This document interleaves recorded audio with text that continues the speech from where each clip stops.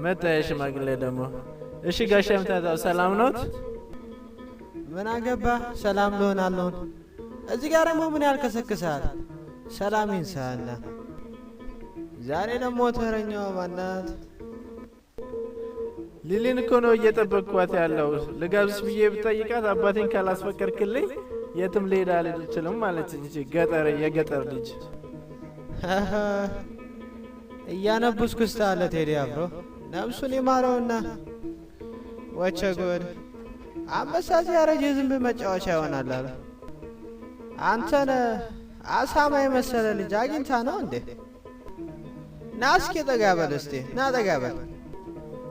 ጠጋ አንተ ከረፈ በአፍ አይደለም ጠጋ በል ያልኩህ፣ በአካል ጠጋ በል ነው ያልኩህ። ደነስ እንደ እህል እንኳን ቢዘሩ አንተ የማትረባ ነህ። ለመሆኑ ስንቱን የመንደር ሴቶች ስትለቃቅም እንደነበረ ነግረሃታል? ኖ እሱንማ ብነግራት እንኳን እሺ ብላ ልትመጣልኝ ባቡር ቢገጨኝ እንኳን ለቀብሬ የምትመጣ አይመስለኝም። አይ የዛሬ ልጆች አወቅን ጠለቅን ትላላችሁ። እንዲሁ ነው ዝም ብላችሁ የምትርመሰመሱት።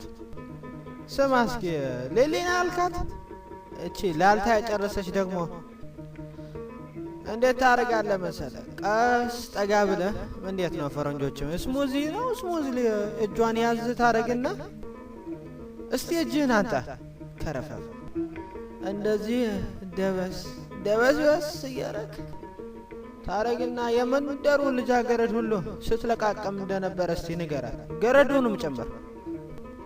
ከዛ ቀናት ቀጠል ያረጋታል፣ ድብን ያረጋትና እንደው ያላንተ ወንድም ለምትላለች አሳማ መሆንን አታውቅ።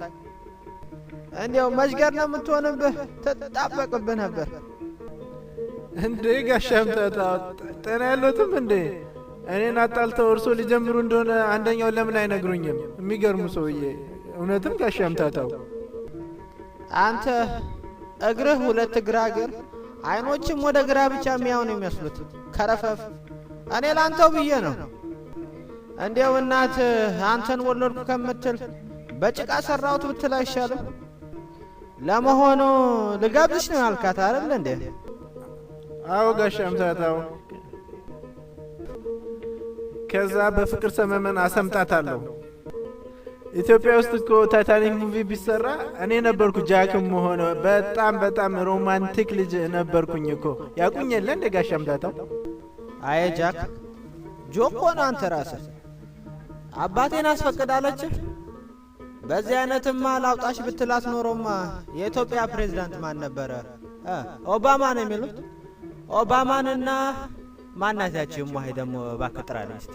እሙሃይ ግሬዛን አስፈቅድትልህ ነበር። በለ ጃክ አንተ የጃክ ሰይጣን አለብህ። እኔ ወደ ቤተክርስቲያን ያለ ቤተክርስቲያንም እንደሆነ የምታውቅ አይመስለኝም። እንዲያው አናት ላይ የፈላ ሁሉ እሱ ብቻ ነው። በለስት እንግዲህ ዞር በል ከዚህ የጠንባ እንስሳ ትመስላለህ። ያለቃቀም ሄደን አፈር ብላ